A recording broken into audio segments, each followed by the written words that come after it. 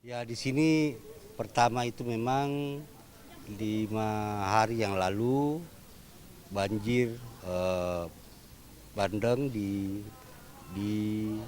Polewali Mandar itu. Kemudian 1 hari kemudian terjadi bencana. Nah,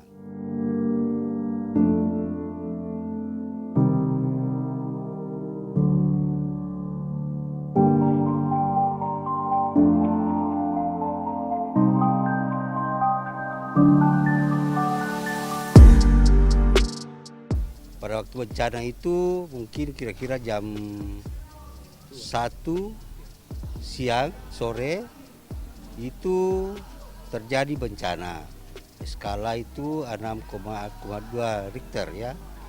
Nah, kemudian ya kita berhamburan keluar.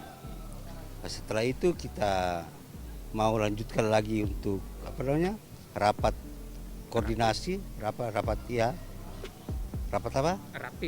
Rapin daerah. Nah, kemudian tapi kita bilang ditunda saja, nanti besoknya lagi.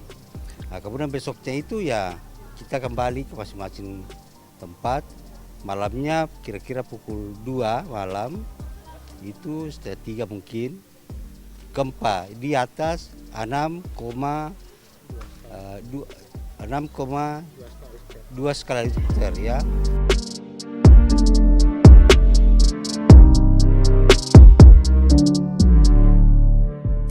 Nah, sekarang kondisi rumah saya itu Pak sudah tidak layak lagi dipakai karena retak semua temboknya, dinding temboknya toh hanya masih utuh untuk ininya rangkainya, tapi ininya dindingnya sudah ini retak semua.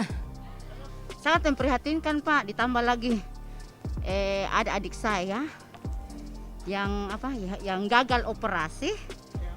Iya. Kebetulan malam itu saya ada di rumah sakit itu jaga adik.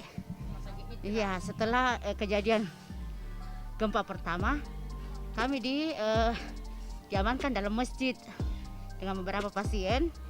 Katanya dokter, insya Allah karena batal hari ini operasinya, insya Allah kami akan lanjutkan besok. Tapi jam 2 setengah 3 subuh tiba-tiba gempa, akhirnya rumah sakit juga rata dengan tanah. Kami juga dalam masjid itu seperti di blender karena Pak.